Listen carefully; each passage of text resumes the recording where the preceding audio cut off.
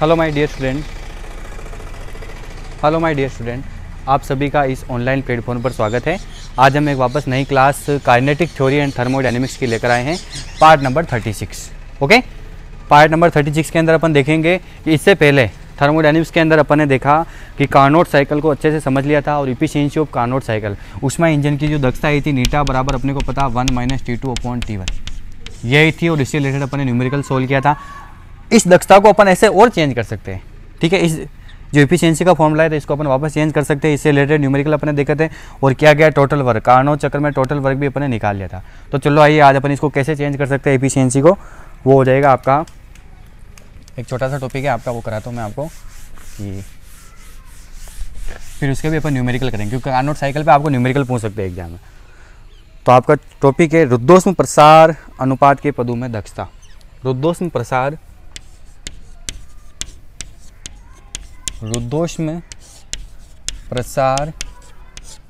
Gamma बराबर होता है ना रुद्धोष्म प्रसार अनुपात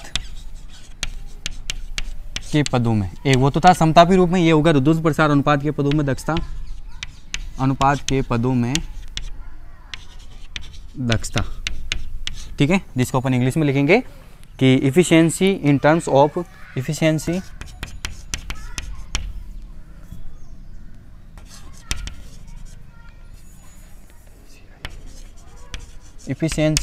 in terms of adiabatic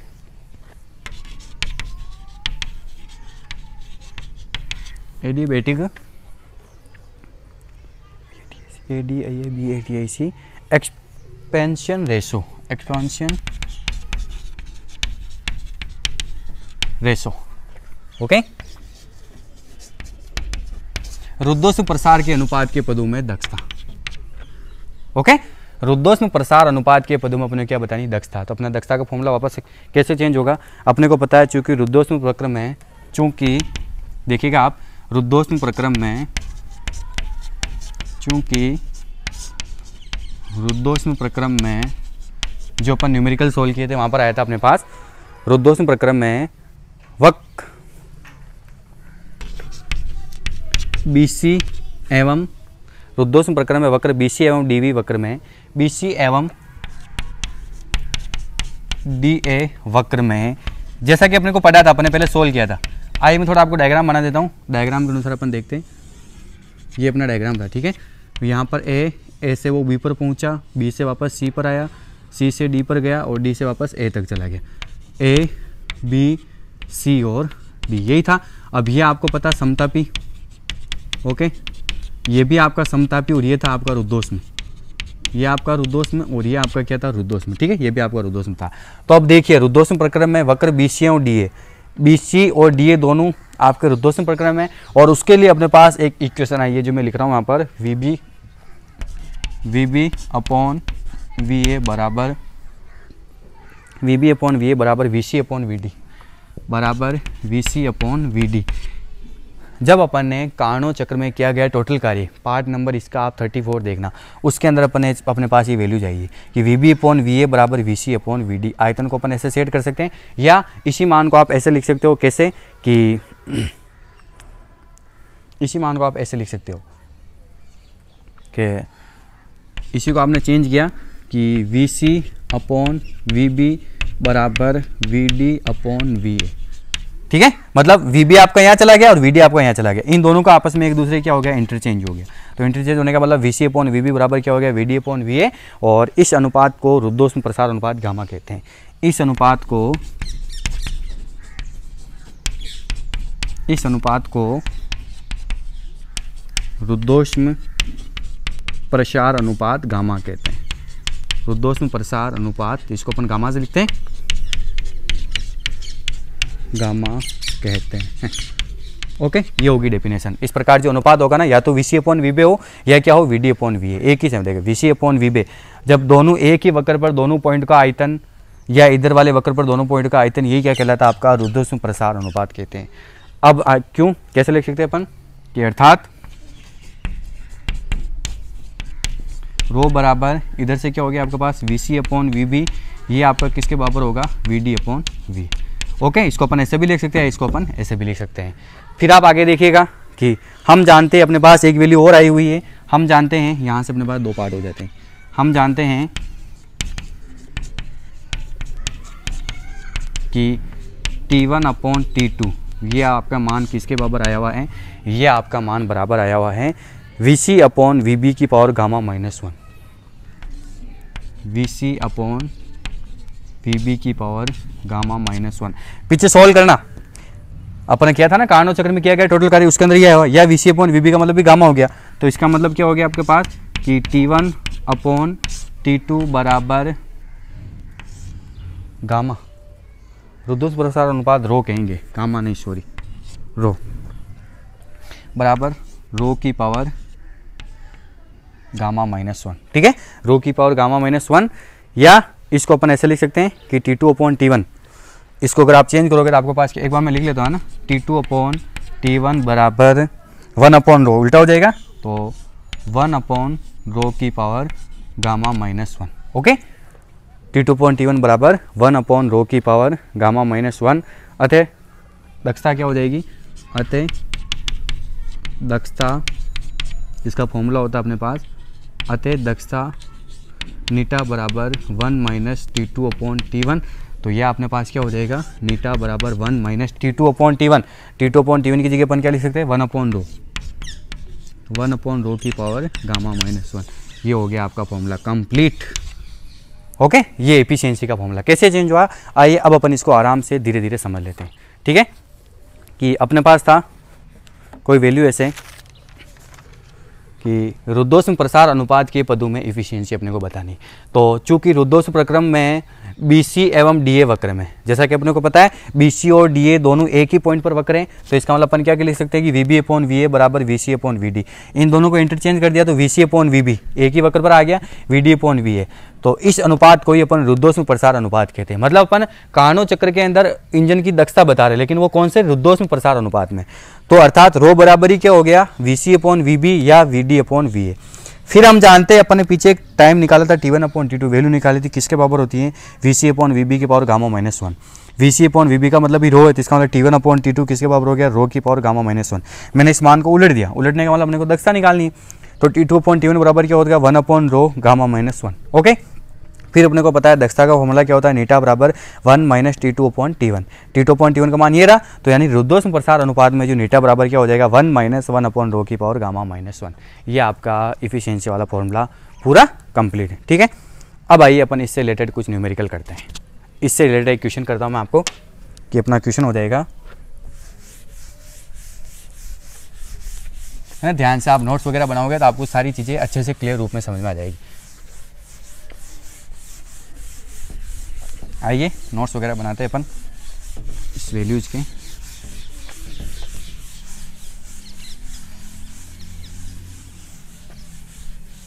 yes, क्या हो जाएगा अपने पास, एक क्वेश्चन है आपका कि एक कार्नो इंजन की दक्षता 66% है। क्वेश्चन क्या दे रखा है आपको, एक कार्नोट इंजन की दक्षता कितनी है, 66% है। ओके, एक कार्नो इंजन की दक्षता 66% है। इसमें प्रयुक्त आदर्श गैस का रुद्धोष्म प्रसार अनुपात ज्ञात करो। इसमें प्रयुक्त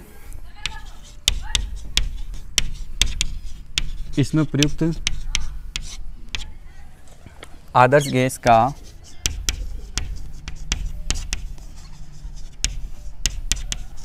रुद्धोष्म प्रसार अनुपात ज्ञात करो। देखिएगा आप क्वेश्चन, रुद्धोष्म प्रसार अनुपात ज्ञात करो, और आपको ब्रेक गामा बराबर दे रखा है 1.5, ये आपको दिया हुआ आएगा। ठीक है, गामा बराबर 1.5। क्वेश्चन क्या कह रहा है, इस क्वेश्चन को आप ध्यान से समझिएगा और फिर अपन इसको सोल्व करते हैं। 1/रो की पावर 34/17/50, तो रो बराबर 50/17। ठीक है, हाँ जी, एक कार्नो इंजन की दक्षता आपको दे रखी है और इसमें प्रयुक्त आदर्श गैस का रुद्धोष्म प्रसार अनुपात। एक चीज़ हमेशा ध्यान रखिएगा, सॉल्यूशन करते हैं अपन, कि कार्नो इंजन की दक्षता का जनरली फॉर्मूला यही यूज होता है, नीटा बराबर 1 - T2/T1। लेकिन जैसे ये नाम आ जाए रुद्धोष्म प्रसार अनुपात, जिसको अपन किससे लिखते हैं, रो से, तो इस कंडीशन में आपका फॉर्मूला चेंज होकर क्या हो जाता है, 1 माइनस 1 अपॉन रो की पावर गामा माइनस 1। ओके, इस प्रकार हो जाता है। तो चलो आइए अपन इसको सोल्व करते हैं। सॉल्यूशन हो जाएगा कि रुद्धोष्म प्रसार में कार्नो इंजन की दक्षता क्या होती है, कार्नो इंजन की दक्षता जिसका अपने पास फॉर्मूला होता है नीटा बराबर 1 माइनस 1 अपॉन रो की power gamma minus 1। Question number first. Okay, अब आपके पास क्या क्या चीज़ गिवन है वो लिख दीजिए। गिवन है आपके पास नीटा दे देगा आपको 66%। ठीक है, 66% का मतलब 66/100। गिवन क्या क्या है, नीटा 66%, 66/100, और एक आपको दे देगा गामा इक्वल टू 1.5। यस, तो इस मान आप रखिए, तो इसकी जगह हो जाएगा 66/100 बराबर 1 माइनस 1 अपॉन रो की पावर गामा की जगह 1.5 माइनस 1। ओके, इसको आप इधर ले आइए और इसको आप उधर भेजिए, तो 66/100 की जगह हो जाएगा आपके पास, ये जब मान इधर आएगा तो आपके पास क्या हो जाएगा, 1 अपॉन रो की पावर 1.5 में से 1 चला गया तो कितना हो गया आपके पास 0.5। 0.5 का मतलब 1.2 √1 माइनस, इसको यहीं पर काट लीजिए ना, 2 से काटा अपन ने, 4 से कटेगा है ना, 4 से कट गया है आपका 4 1 जे 4, 4 1 जे 4, 2 नहीं कटेगा, 2 से काटेंगे, 2 से कटेगा 33, और ये कटेगा आपका 50 बार। ठीक है, 1 माइनस 33/50 ये हो रहा 1 माइनस, अच्छा ओके, पहले पूरा सोल्व कर देते हैं। ओके, कोई दिक्कत नहीं, बाद में काटेंगे इसको अपन। ये हो जाएगा आपके पास 1 माइनस, इधर इधर ले आइए आप इसको, 1 माइनस 66/100। ओके, एलसीएम ले लीजिए, कुछ नहीं, इसके नीचे 1 मान लीजिए, आपका एलसीएम कितना हो जाएगा, 100 एलसीएम आया तो आपके पास कितना हो जाएगा, 100 माइनस 66। ठीक है, 100 में से 66 गया तो आपके पास क्या बच जाएगा यहाँ पर, 1 अपॉन रो, यानी √1 अपॉन रो। इसका मतलब क्या हो गया आपके पास, √1 अपॉन रो, 0.5 मतलब √1 अपॉन रो। 100 में से 66 गए तो कितने बच गए आपके पास, 34/100। ठीक है, या इसी को अपन क्या लिख सकते हैं, इसी को अगर आप काटोगे तो 17/15 ये होगा, ये कट गया आपका। अब आप इसको उल्टा लिख दीजिए, उल्टा लिखने का मतलब आपके पास रो बराबर कितना हो जाएगा, 15/17 उल्टा हो गया, लेकिन अपने को रो निकालना, रो का मतलब इसका स्क्वायर कर लीजिए, इधर तो हो गया आपके पास 2500, अपन इधर कितना हो जाएगा 289। तो फाइनली आपके पास रो बराबर कितना हो जाएगा 8.65 आंसर। बस इजी क्वेश्चन, बस आपको ध्यान से देखना है। ओके, ये हो गया आपका आंसर। तो आइए एक बार आप क्वेश्चन ध्यान से देख लीजिएगा कि अपना क्वेश्चन था कि कार्नो इंजन की दक्षता आपको कितनी दे रखी है, 66%। ठीक है, इसमें प्रयुक्त आदर्श गैस, कार्नो इंजन में अपन कार्यकारी पदार्थ के रूप में क्या यूज लेते हैं, जैसा कि अपने को पता है आइडियल गैस का अपन उपयोग लेते हैं। इसमें प्रयुक्त आदर्श गैस का रुद्धोष्म प्रसार अनुपात ज्ञात कीजिए। ओके, और एक चीज़ आपको और दे रखी, गामा बराबर 1.5 दिया हुआ है। तो फॉर्मूला क्या होता है, जैसा कि अपने को पता है कि रुद्धोष्म प्रसार में कार्नो इंजन की दक्षता नीटा बराबर 1 माइनस 1 अपॉन रो की पावर गामा माइनस 1, ये फॉर्मूला होता है। फिर अपने को पता है गिवन नीटा कितना दे रखा आपको 66%, 66% का मतलब 66/100, और एक आपको गामा बराबर कितना दे रखा 1.5। यही चीज़ें अपन ने किया, ये क्या 66/100 बराबर 1 माइनस 1 अपॉन रो 1.5 माइनस 1, इसमें से ये चला गया 0.5, इसको मैंने इधर भेज दिया और इसको मैं इधर ले आया, तो ये किसके बराबर हो गया 1 माइनस 66/100। एलसीएम ले लिया, एलसीएम लेने का मतलब 0.5 का मतलब क्या हो गया √1 अपॉन रो बराबर 34/100, या इसको काटा अपने 17/15। उल्टा कर दिया, अपने को रो निकालना है, तो रो √ बराबर 15/70, तो रो स्क्वायर कर दिया, यहाँ पर √ हटाए तो इधर इसका स्क्वायर हो गया 2500/289, इसको इसे डिवाइड किया तो रो बराबर कितना हो गया आपके पास 8.65। ये हो जाएगा आपका रुद्धोष्म प्रसार अनुपात में दक्षता। ठीक है, एक अगला क्वेश्चन करते हैं, बहुत अच्छा क्वेश्चन है ये भी। चलो आइए एक क्वेश्चन और कराता हूँ मैं आपको, अच्छा क्वेश्चन है ये भी कि क्वेश्चन हो जाएगा आपका वही T1 T2 से रिलेटेड है ना, स्रोत की एनर्जी कितनी घटाए या सिंक की एनर्जी कितनी घटाए, तो अपने पास क्या वैल्यू हो जाती है अपने को देखना है। तो अपना क्वेश्चन हो जाएगा कि एक कार्नो इंजन जिसके सिंक का ताप, क्वेश्चन क्या दे रहा है अपने को कि एक कार्नोट साइकिल अपने पास एक कार्नो इंजन जिसके सिंक का टेम्परेचर आपको देख रहा है, जिसके सिंक का टेम्परेचर 27 डिग्री सेल्सियस है। ओके, एक कार्नो इंजन जिसके सिंक का ताप 27 डिग्री सेल्सियस है की दक्षता 50% है। उसकी इफिशियंसी कितनी दे रही है आपको? 50% की दक्षता 50% है। इसकी दक्षता 60% करने के लिए इसकी दक्षता, बहुत अच्छा क्वेश्चन है, 60% करने के लिए इसकी दक्षता 60% करने के लिए स्रोत के ताप को कितना बढ़ाना होगा? नंबर 1 क्या क्या निकालना आपको? स्रोत के ताप को कितना बढ़ाना होगा, कितना इंक्रीज होगा, ओके, कितना बढ़ाना होगा। और नंबर 2 जो आपको निकालना है, सिंक के ताप को कितना घटाना होगा। सिंक के ताप को, बहुत अच्छा क्वेश्चन है, सिंक के ताप को कितना घटाना होगा, सिंक के ताप को कितना घटाना होगा। एक जगह तो अपन डिक्रीज कर रहे हैं, एक जगह अपन क्या कर रहे हैं? इंक्रीज कर रहे हैं। इंपॉर्टेंट क्वेश्चन है। अब आइए इसमें क्वेश्चन को सॉल्व करते हैं अपन कि आपको क्या क्या चीज़ें दे रखी है और उसके अनुसार आपका क्वेश्चन कैसे सॉल्व होगा। ठीक है, दो सिंक का ताप दे रखा है ये आपको स्टार्टिंग में, और समीकरण 1 से अपन 1 माइनस नीटा बना लेंगे, तो 1 माइनस T2/T1, तो T1 बराबर ये हो जाएगा आपका 600 केल्विन। तो सबसे पहले अपन फर्स्ट वाले स्टेप में T1 निकाल लेते हैं। भाई एक कार्नो इंजन की आपको सिंक का ताप कितना दे रखा है? 27 डिग्री सेल्सियस। जब अपने पास सिंक का ताप पता हो तो अपन उस कार्नो इंजन की क्या निकाल सकते हैं? T1 भी निकाल सकते हैं। और एक आपको दक्षता भी दे रखी 50%। इस समय तक अपना स्रोत का टेम्परेचर कितना होता है? चलो आइए उसको अपन नोट करते हैं। फिर अपन बाद में करेंगे इसकी दक्षता 60% करेंगे। दक्षता 50 से अपन कितनी करें? 60%। तो इसके लिए स्रोत यानी T1 कितना इंक्रीज होगा, T2 कितना डिक्रीज होगा, अपने को निकालना है। तो सॉल्यूशन में अपन देखेंगे, जैसा कि अपने को पता है कार्नो इंजन की दक्षता का फॉर्मूला क्या होता है? कार्नो इंजन की दक्षता नीटा बराबर क्या होती है? 1 माइनस T2/T1। ओके, अब अपने को क्या क्या चीज़ गिवन है? समीकरण नंबर 1, जो जो चीज़ गिवन है उसको आप लिखिएगा कि गिवन, इसको है ना आप थोड़ा स्पेस दे दीजिए, ऐसे मेरे पास क्या हो जाएगा, आराम से 2 टुकड़ों में हो जाएगा कि नीटा बराबर 1 माइनस T2/T1। ओके, या इसी को अपन क्या लिख सकते हैं कि T2/T1 बराबर 1 माइनस नीटा। समझ में आ गया? T2/T1 क्या हो गया? 1 माइनस नीटा। इसको अपन ऐसे चेंज कर लिया, ये बन गया आपकी समीकरण नंबर 1। ये आपकी क्या बन गई? Equation number 1। अब अपने को क्या क्या चीज़ गिवन है वो देखिएगा आप। जो जो अपने को गिवन है, आपको नीटा बराबर दे रखा है 50%। ठीक है, 50% का मतलब भी कितना हो गया? 0.5। 50 करोगे 0.5। एक आपको दे रखा है सिंक का टेम्परेचर, सिंक का टेम्परेचर है T2। T2 आपको कितना दे रखा है? 27 डिग्री सेल्सियस। तो इसको आप केल्विन में बदलिए, 27 + 273 बराबर 300 केल्विन। ये होगा भाई। जो जो अपने को वैल्यू दे रखी है, इंजन की दक्षता का फॉर्मूला ये होता है। ओके, यहाँ से मैंने इसको चेंज कर दिया, नीटा को उधर भेजा, आपके पास क्या हो गया? T2/T1 बराबर 1 माइनस नीटा। यहाँ तक अपन इसको रोक लिया। फिर अपने को क्या क्या चीज़ गिवन है? अपने को नीटा दे रखा है 50%। 50% का मतलब कितना हो गया? 0.5।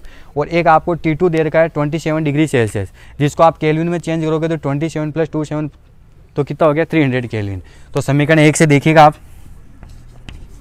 समीकरण 1 से सबसे पहले मैं T1 निकाल देता हूँ, स्रोत का ताप। तो T1 निकालने का मतलब ये फॉर्मूला आपका कैसे चेंज हो जाएगा कि T1 बराबर T2/1 माइनस नीटा, ऐसे चेंज होगा। T1 उधर चला गया, ये इसके नीचे आ गया। ठीक है, तो आप मान पुट कीजिए, T2 का है आपके पास 300/1 माइनस 0.5। क्यों होगा? 300/1 माइनस 0.5। तो इसका मतलब कितना हो गया आपके पास?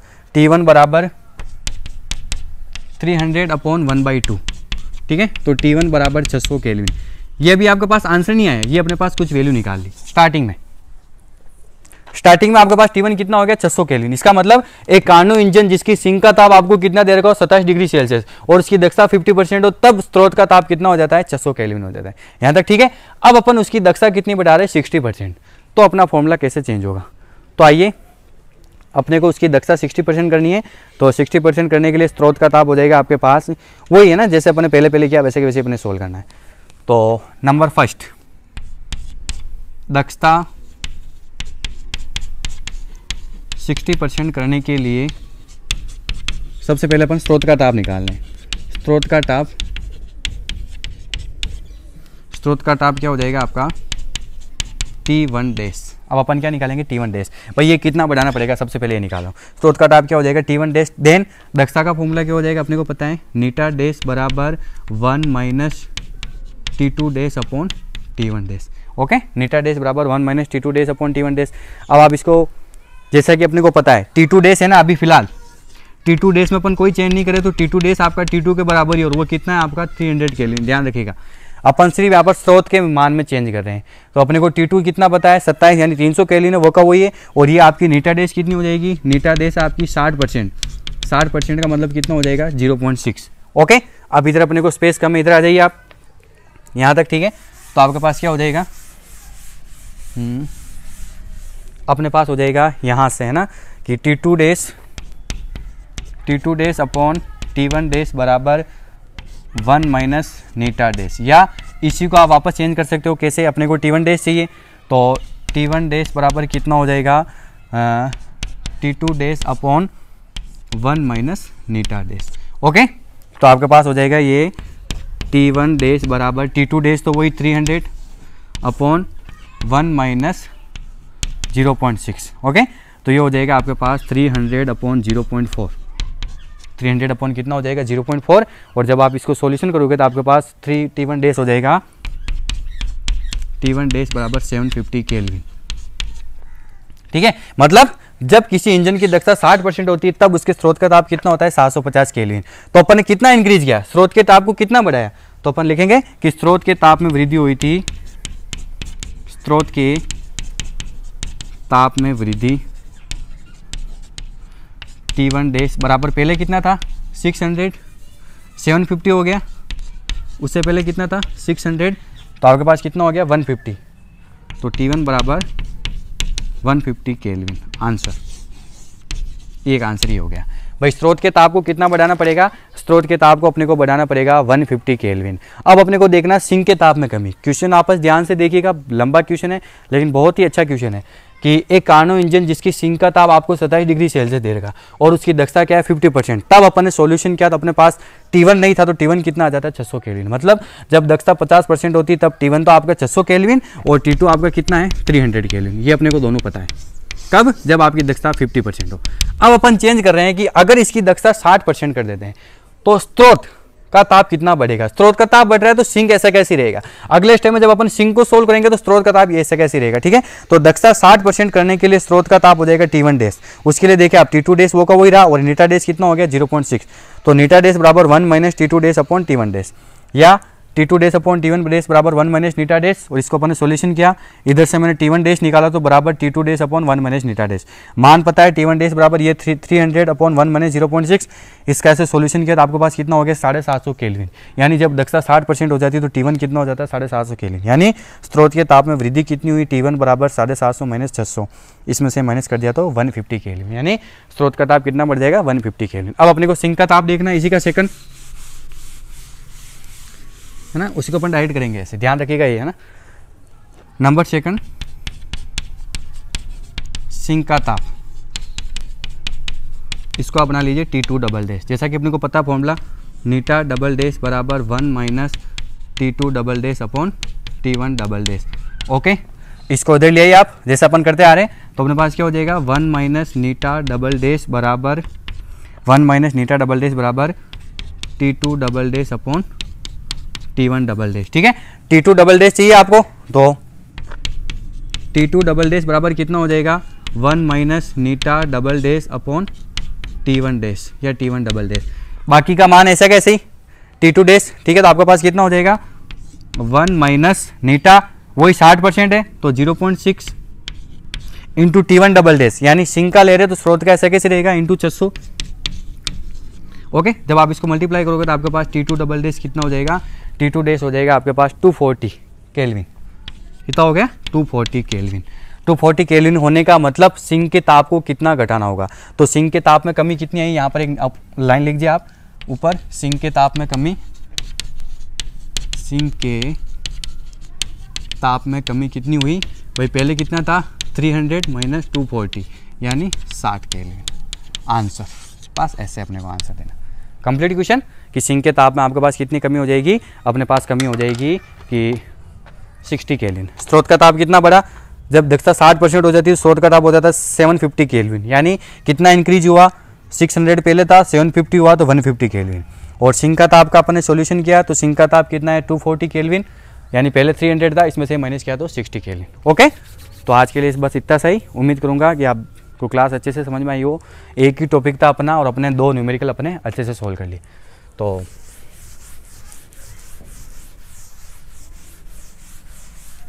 आपको न्यूमेरिकल ध्यान से घर पे करना है, अच्छे से इनकी प्रैक्टिस कीजिए, क्योंकि न्यूमेरिकल मैं वही करा रहा हूँ जो एग्जाम में आने लायक है। बहुत ही इंपॉर्टेंट न्यूमेरिकल में उठाकर आपको सॉल्यूशन करा रहा हूँ, तो आप उसी को उसी हिसाब से पढ़ें। और कोई भी अगर आपकी दिक्कत हो तो आप मेरे को क्या कर सकते हो, कमेंट्स कर सकते हो। तो आज का जो क्वेश्चन हो जाएगा आपका वही कि कारण इंजन की दक्षता आपको रुद्धोष्म प्रसार अनुपात रो के रूप में बतानी है और ये दोनों न्यूमेरिकल सोल्व करने। ठीक है, तो अपना कीमती समय देने के लिए आपको बहुत बहुत धन्यवाद।